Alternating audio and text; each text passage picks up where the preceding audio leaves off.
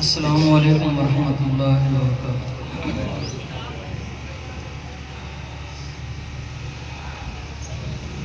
الحمد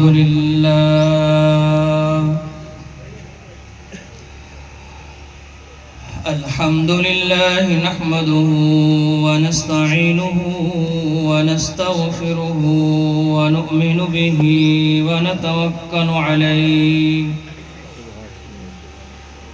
ونعوذ بالله من شرور أنفسنا ومن سيئات أعمالنا من يهده الله فلا مضل له ومن يضلل فلا هادي له ونشهد أن لا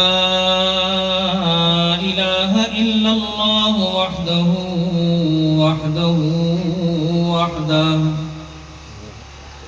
لا شريك له ولا نظير له ولا مثل له ولا مثال له ونشهد أن سيدنا وسندنا وحبيبنا وحبيب ربنا وطبيبنا وطبيب قلوبنا ومأوانا وملجانا ومولانا ونبينا محمدا عبده ورسوله قال الله تبارك وتعالى في كلامه المجيد أعوذ بالله من الشيطان الرجيم بسم الله الرحمن الرحيم كل نفس ذائقة الموت وإنما توفون أجوركم يوم القيامة فمن زحزح عن النار وأدخل الجنة فقد فاز وما الحياة الدنيا إلا متاع الغرور قال الله تبارك وتعالى في مقام آخر كل من عليها فان ويبقى وجه ربك ذو الجلال والإكرام قال النبي صلى الله تعالى عليه وآله وسلم الكيس من دان نفسه وعمل لما بعد الموت والعاجز من اتبع نفسه هواها وتمنى على الله قال الله تبارك وتعالى في شان حبيبه إن الله وملائكته يصلون على النبي يا أيها الذين آمنوا صلوا عليه وسلموا تسليما اللهم صل على روح محمد في الأرواح اللهم صل على جسد محمد في الأجساد اللهم صل على روضة محمد في الرياض اللهم صل على بلد محمد في البلاد اللهم صل على قبر محمد في القبور اللهم صل على جميع الأنبياء والمرسلين وعلى سائر الصحابة والتابعين وعلى عبادك الصالحين صدق اللہ العظیم وصدق رسوله النبی الکریم۔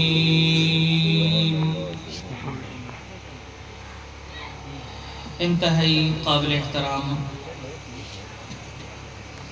ماہر محمد صدیق صاحب، ماہر محمد حفیظ صاحب،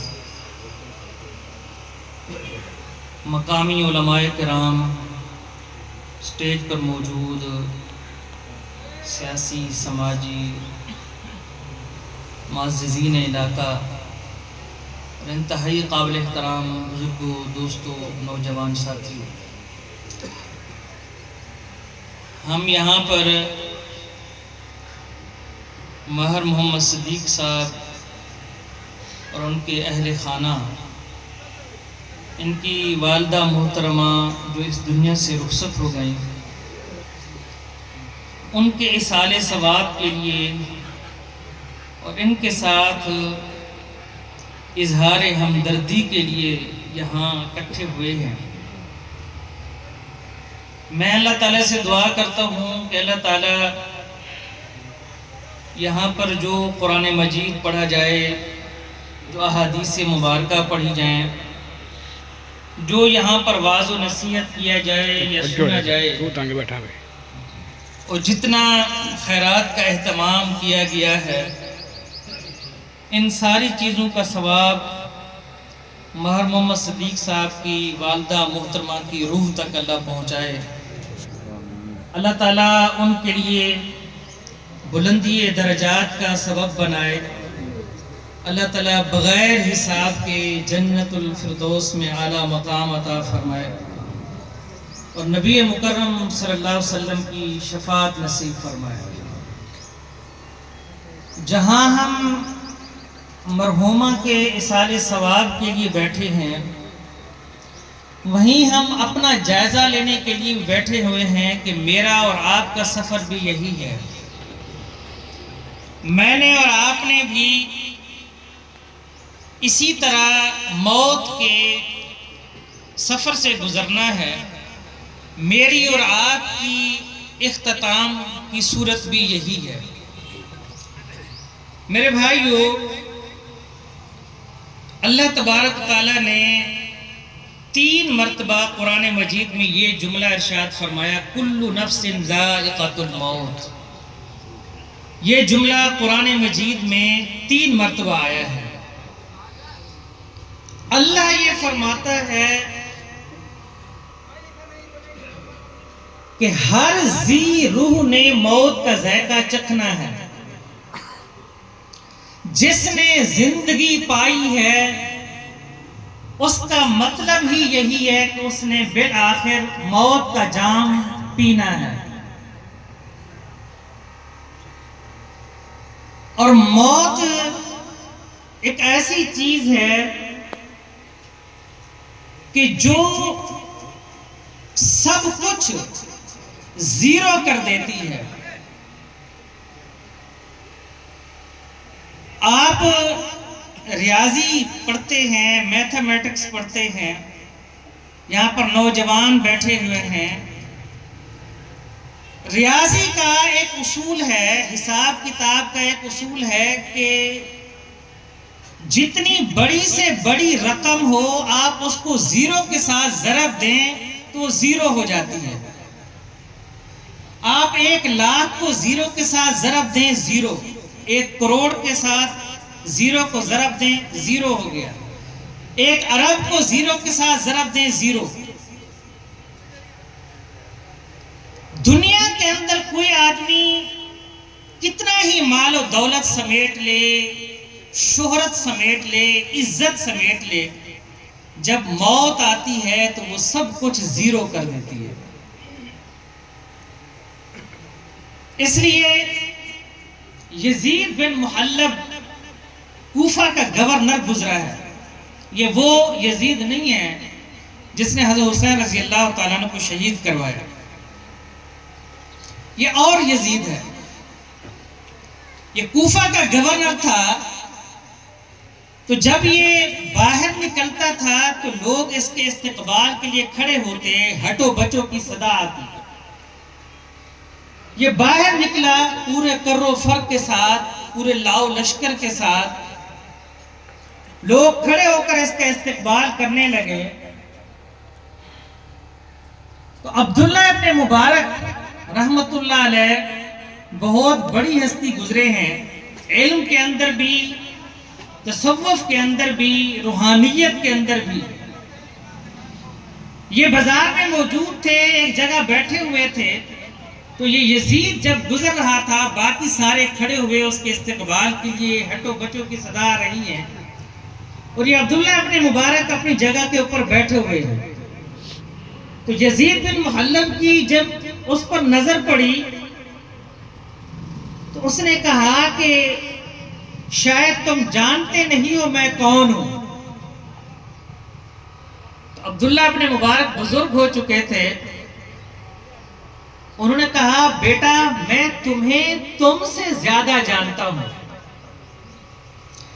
یہ ان کی تو محبت ہے، لیکن میں تمام بزرگوں سے، تمام نوجوانوں سے گزارش کروں گا کہ آپ نے جو صدقہ کرنا ہے، کوئی خیرات کرنی ہے، تو آپ بعد میں مسجد میں کسی مستحق کو دے دیجئے۔ آپ میری بات توجہ سے سنیں، میں آپ کی محبت کا قدردان ہوں، آپ کے جذبات کی قدر کرتا ہوں، لیکن چند منٹ جو یہاں پر بیٹھے ہوئے ہیں ہم قرآن حدیث توجہ سے سنیں۔ تو عبداللہ ابن مبارک نے کہا کہ بیٹا میں تمہیں تم سے زیادہ جانتا ہوں۔ تو یزید بن محلب ٹھہر گیا، ششدر ہو گیا، تو کہنے لگا کیسے آپ مجھے مجھ سے زیادہ جانتے ہیں؟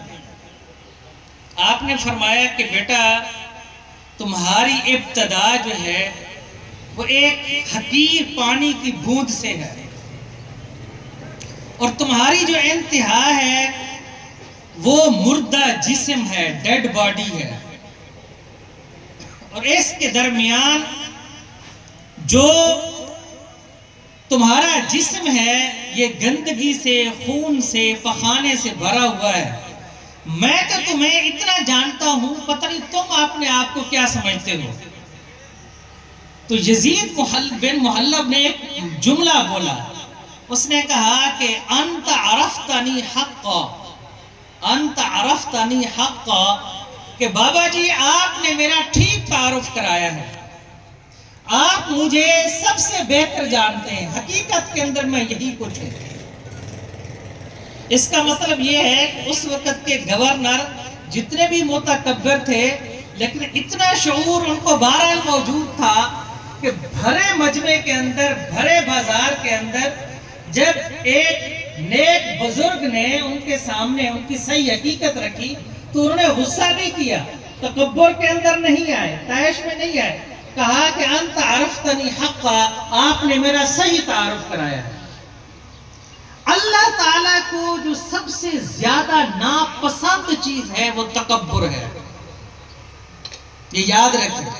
نبی اکرم صلی اللہ علیہ وسلم کو جو سب سے زیادہ ناپسند چیز ہے وہ تکبر ہے، اور اللہ تعالیٰ کو جو سب سے زیادہ پسند ہے وہ عاجزی ہے، عاجزی۔ اور نبی اکرم صلی اللہ علیہ وسلم نے جو سب سے زیادہ درس دیا ہے وہ عاجزی کا دیا ہے۔ اس لیے میرے عزیزو، آپ دیکھتے ہیں قرآن مجید کے اندر اللہ تبارک تعالیٰ نے سورۃ الفرقان کے اندر آخری رکوع کے اندر اللہ نے پورا رکوع، ایک لمبا رکوع، مومنین عباد الرحمن کی صفات بتائی ہیں۔ اللہ فرماتا ہے کہ میرے بندے وہ کیسے ہوتے ہیں، ان کے اندر کیا کیا صفات ہوتی ہیں۔ اللہ نے فرمایا وَعِبَادُ الرَّحْمَنِ الَّذِينَ يَمْشُونَ عَلَى الْأَرْضِ هَوْنًا۔ اللہ نے فرمایا کہ عباد الرحمن، رحمان کے بندے، اللہ کے بندے وہ ہیں کہ جب یمشون علی الارض ہونا، زمین پر چلتے ہیں تو تکبر کے ساتھ نہیں چلتے، بڑی نرمی کے ساتھ چلتے ہیں، بڑی عاجزی کے ساتھ چلتے ہیں۔ اچھا آگے پورے رکوع کے اندر عباد الرحمن کی صفات ہیں، کہ عباد الرحمن نماز قائم کرتے ہیں، زکوٰۃ ادا کرتے ہیں، بدکاری سے بچے رہتے ہیں، لیکن حیرانگی کی بات یہ ہے، جو پیغام میں آپ تک پہنچانا چاہتا ہوں، کہ اللہ تعالیٰ نے نماز کو پہلے ذکر نہیں کیا، زکوٰۃ کو ذکر نہیں کیا، روزے کو پہلے ذکر نہیں کیا، حج کو ذکر نہیں کیا۔ عباد الرحمن کو ذکر کرتے ہوئے سب سے پہلی جو صفت اللہ نے ذکر کی، وَعِبَادُ الرَّحْمَنِ الَّذِينَ يَمْشُونَ عَلَى الْأَرْضِ هَوْنًا، جب وہ زمین پر چڑھتے ہیں تو اکڑ کر نہیں چلتے۔ اس کا مطلب یہ ہے کہ اللہ کے نزدیک تکبر جو ہے یہ سب سے زیادہ ناپسندیدہ بات ہے۔ محمد الرسول اللہ صلی اللہ علیہ وسلم فرماتے ہیں کہ اللہ یہ فرماتا ہے، یہ حدیث قدسی ہے کہ تکبر میری چادر ہے۔ اللہ یہ فرماتا ہے کہ تکبر میری چادر ہے، یہ میری شان ہے، مجھے یہ جچتا ہے۔ مخلوقات میں سے جن کو میں نے پیدا کیا ہے، انسان کی تو حیثیت اتنی ہے کہ اس کو اگلے سانس کا بھی پتہ نہیں ہے۔ مجھے اور آپ کو، ہمیں اگلے سانس کا بھی اختیار نہیں ہے، اگلے سانس کا بھی یقین نہیں ہے۔ تو اللہ فرماتا ہے کہ تمہیں تکبر نہیں جچتا، یہ تکبر میری شان ہے، مجھے جچتا ہے۔ میں چاہوں تو تکبر کروں، متکبر یہ میری صفت ہے۔ بڑا بننا، بڑا بن کر رہنا یہ میری صفت ہے۔ اور آپ حضور صلی اللہ علیہ وسلم کے بارے میں آتا ہے کہ آپ صلی اللہ علیہ وسلم جب صحابہ کرام کے ساتھ بیٹھتے تھے تو اتنا گھل مل کر بیٹھتے تھے کہ ایک مرتبہ حضور صلی اللہ علیہ وسلم پر وحی نازل ہونا شروع ہوئی تو وحی کا وزن اتنا ہوتا تھا کہ ایک صحابی کا گھٹنا حضور کے گھٹنے کے نیچے تھا۔ آپ اتنے گھل مل کر بیٹھے ہوئے تھے۔ وہ کہتے ہیں جب وحی نازل ہونا شروع ہوئی مجھے ایسا لگا کہ میرا گھٹنا ٹوٹ کر چور چور ہو جائے گا۔ تو بتانا مقصود یہ کہ آپ صلی اللہ علیہ وسلم صحابہ کرام کے ساتھ اتنا گھل مل کر بیٹھتے تھے کہ یہ پتہ نہیں ہوتا تھا کہ اگر الگ کوئی مسند ہو، آپ کے لیے الگ کوئی تخت رکھا گیا ہو، آپ کے لیے الگ کوئی امتیازی حیثیت رکھی گئی، ایسا کوئی ہمیں حدیث کے اندر نہیں ملتا۔ یہ بات ہمیں یہ بتاتی ہے کہ وہ ہستی جو کائنات کے اندر افضل ترین ہستی ہے، جو امام الانبیاء ہیں، جو افضل البشر ہیں، جو خلاصہ کائنات ہیں، جو وجہ کائنات ہیں، آپ کا رہن سہن کیسا ہے، آپ کا لوگوں کے ساتھ طریقہ کار کیسا ہے۔ میری بات یاد رکھیں، نبی کریم صلی اللہ علیہ وسلم نے نماز کو اتنا کھول کر بیان نہیں کیا، زکوٰۃ کو اتنا کھول کر بیان نہیں کیا، جتنا معاملات کو، لوگوں کے ساتھ زندگی گزارنے کے طریقے کو جتنا بیان کیا ہے۔ آپ علیہ السلام ایک دیہات میں تشریف لے جاتے ہیں۔ ایک دیہاتی صحابی، مزدور صحابی آپ کو یہ مصافحہ کرتا ہے۔ حدیث میں دونوں چیزیں موجود ہیں، آپ یوں دونوں ہاتھوں سے مصافحہ بھی فرماتے تھے اور آپ معان کا جھپی بھی ڈالتے تھے۔ اور حضور کی عادت مبارک تھی کہ جب تک اگلا آدمی پیچھے نہیں ہٹتا تھا حضور اپنا ہاتھ پیچھے نہیں کھینچتے تھے۔ یہ حضور کی عادت تھی کہ جب تک اگلا آدمی پیچھے نہیں ہٹے گا حضور نے نہ ہاتھ پیچھے کرنے ہیں، نہ ہی آپ نے اپنا سینہ مبارک پیچھے کرنا ہے۔ دیہات میں گئے، ایک مزدور صحابی آپ کو ہاتھ ملاتے ہیں تو کام کرتے کرتے ہاتھ سخت ہو گئے۔ تو نبی کریم صلی اللہ علیہ وسلم نے جب ہاتھ ملایا تو ہاتھوں کو دیکھا تو آپ صلی اللہ علیہ وسلم نے اپنے مزدور صحابی کے ہاتھوں کو یوں مضبوطی کے ساتھ پکڑ لیا اور حضور نے ان ہاتھوں کو ملنا شروع کر دیا اس طرح، اور یہاں تک بس نہیں کیا، اس صحابی کے ہاتھوں کو اوپر کر کے حضور صلی اللہ علیہ وسلم نے ان ہاتھوں کو چوما، اپنے لب مبارک رکھے اور ساتھ ہی فرمایا کہ القاسم حبیب اللہ، محنت کرنے والا اللہ کا دوست ہے، جو حلال کا رزق کماتا ہے، جو بچوں کو حلال کھلاتا ہے، جو اہل خانہ کو حلال کھلاتا ہے۔ حضور صلی اللہ علیہ وسلم نے اس کو اللہ کا دوست قرار دیا ہے، اللہ کا حبیب قرار دیا ہے۔ میرے عزیزو، نبی اکرم صلی اللہ علیہ وسلم نے اچھے اخلاق پر جنت کی ضمانت دی ہے۔ آپ علیہ السلام نے نماز پر براہ راست جنت کی ضمانت نہیں دی، روزہ حج زکوٰۃ پر براہ راست کھلے الفاظ میں جنت کی ضمانت نہیں دی، لیکن اچھے اخلاق پر محمد رسول اللہ صلی اللہ علیہ وسلم نے جنت کی ضمانت دی ہے۔ مل مفتاح الجنہ، جنت کی چابی کس کے پاس ہے؟ محمد رسول اللہ صلی اللہ علیہ وسلم کے پاس ہے۔ آپ سے پہلے کوئی جنت میں جا نہیں سکتا، آپ کی سفارش کے بغیر کوئی جنت میں جا نہیں سکتا۔ اور جب حضور یہ فرمایا کہ میں جنت کا ضامن ہوں، ضمانت کا کیا مطلب ہوتا ہے؟ آپ سمجھتے ہیں نا ضمانت کا کیا مطلب ہوتا ہے؟ تو نبی اکرم صلی اللہ علیہ وسلم نے اچھے اخلاق پر جنت کی ضمانت دی ہے، صرف سفارش نہیں فرمائی، فرمایا میں ضامن ہوں۔ اور میرے بھائیو، حضور صلی اللہ علیہ وسلم ایک صحابی ہیں، دیاتی صحابی ہیں، نبی اکرم صلی اللہ علیہ وسلم کے پیچھے جمعہ پڑھا کرتے تھے۔ ہر جمعے حضور کے پیچھے آتے، مسجد نبوی کے اندر، مدینہ کے اندر، مدینہ شہر تصور ہوتا تھا، دور دراز کے علاقے یہ دیہات سمجھے جاتے تھے۔ دیہات سے ایک صحابی آتے جن کا نام ہے زہیر رضی اللہ تعالیٰ عنہ۔ آپ سبزیاں لے کر آتے اور مدینہ کے اندر آ کر بیچتے اور جمعہ کی نماز حضور کے پیچھے پڑھتے اور حضور کا چہرہ مبارک دیکھتے رہتے۔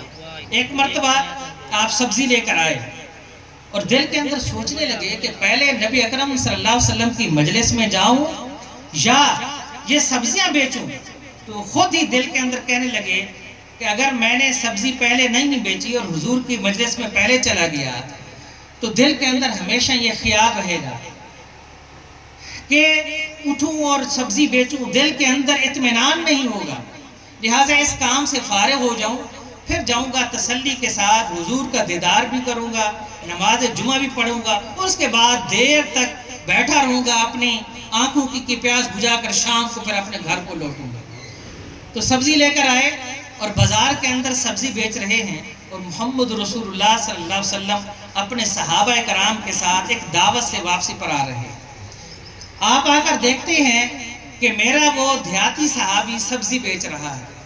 میں آپ کو بتا رہا ہوں کہ حضور کا عام صحابہ کے ساتھ کیا طریقہ کار تھا، کیا رہن سہن تھا، کیا محبت بانٹنے کا انداز تھا، کیا اخلاق کا انداز تھا۔ تو صحابہ کرام کہنے لگے کہ زہیر کو پتہ نہ چلے کہ ہم آ گئے ہیں۔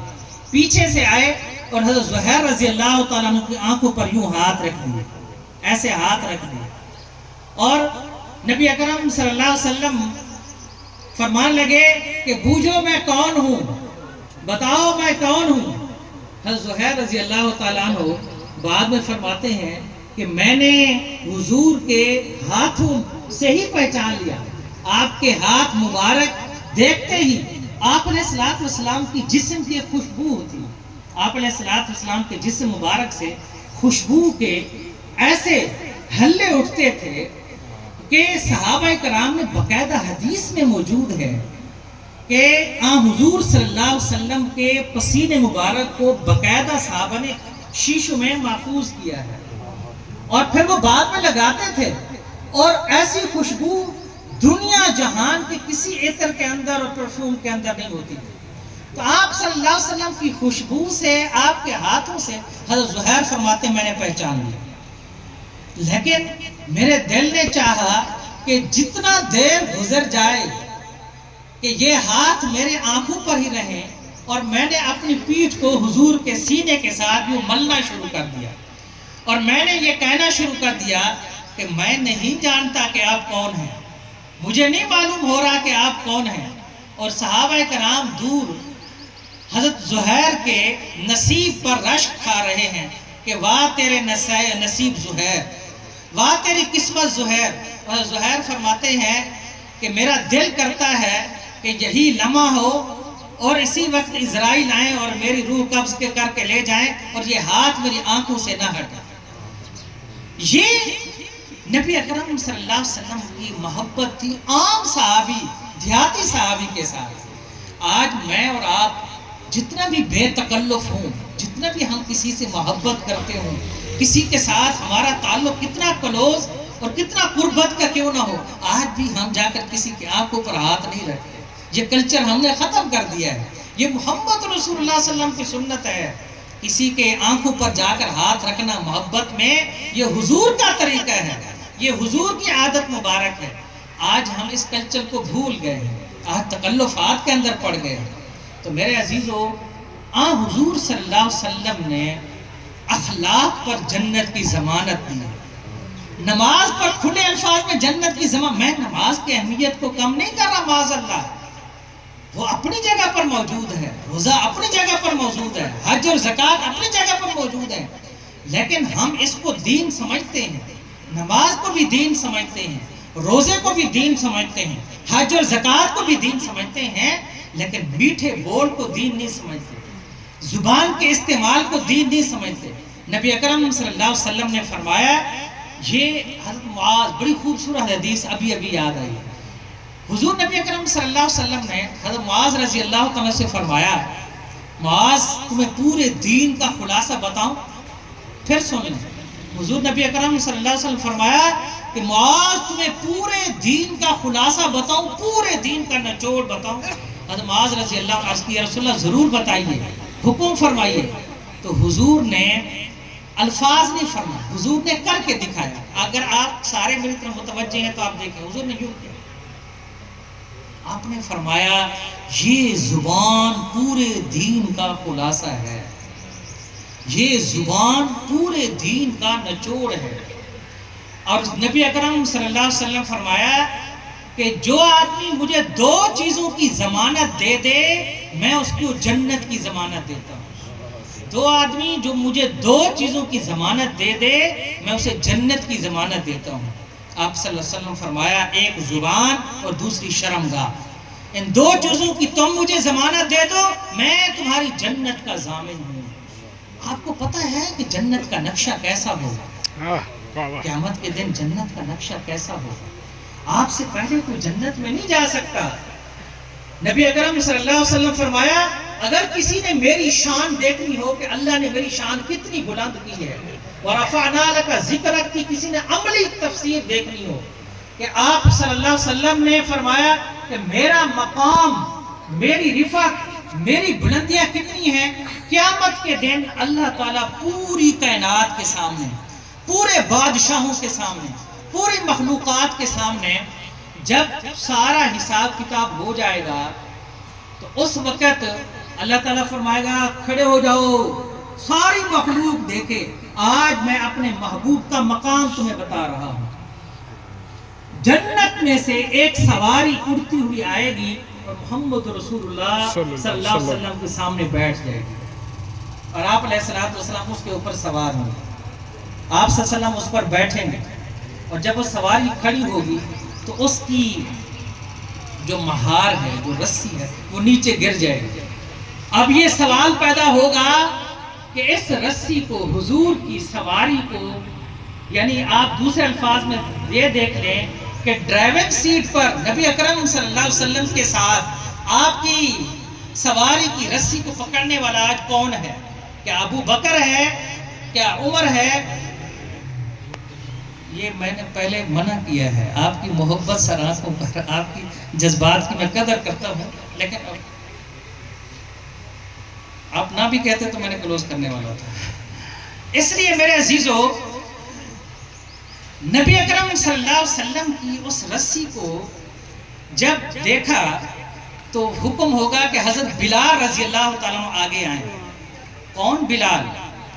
کون بلال؟ غلام ابن غلام ابن غلام، جس کی دنیا میں یہ حیثیت ہے کہ وہ غلاموں کا غلام ہے، وہ خود غلام ہے، اس کا باپ غلام ہے، اس کا دادا غلام ہے، مالی حیثیت کوئی نہیں ہے، شکل و صورت کالا ہے، موٹ موٹے ہیں، لیکن اس نے محمد رسول اللہ صلی اللہ علیہ وسلم کے ساتھ وفا کی ہے کہ محمد سے وفا تو نے تو ہم تیرے ہیں، یہ جہاں چیز ہے کیا، لوح و قلم تیرے ہیں، اس میں ہم سے مراد کون ہیں؟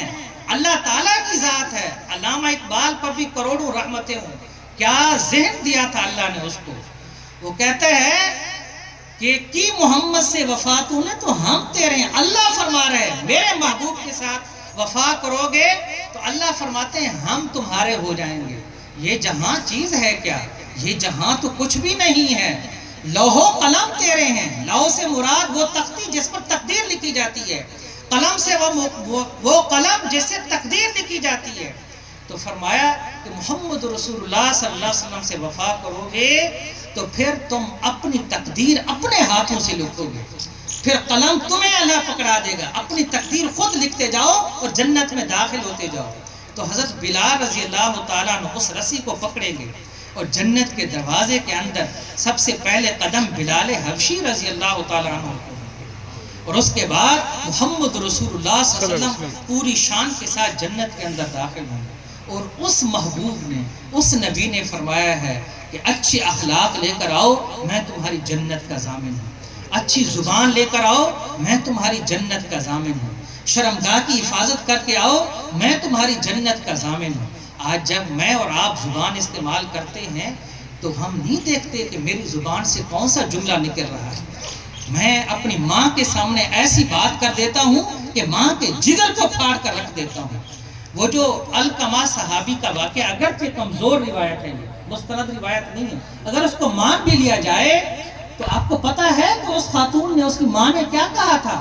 اس نے عرض کی یا رسول اللہ یہ اتنا نافرمان نہیں ہے، یہ تہجد گزار بھی ہے، یہ نماز، صحابی جو تھا، صحابی کو تو نماز نہیں رہ سکتی، یہ نمازیں بھی پڑھتا ہے، تہجد بھی پڑھتا ہے، تلاوتیں بھی بڑی لمبی لمبی کرتا ہے، لیکن جب منہ کھولتا ہے، جب زبان چلاتا ہے، میرا جگر پھاڑ کر رکھ دیتا ہے، دل چیر کے رکھ دیتا ہے۔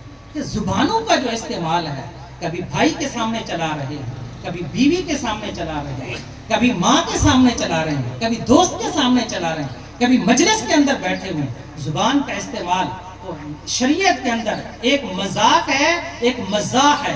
مذاق جائز نہیں ہے، مزاح جائز ہے۔ مذاق کاف کے ساتھ ہے جو جائز نہیں ہے، مزاح ہا کے ساتھ ہے جو جائز ہے۔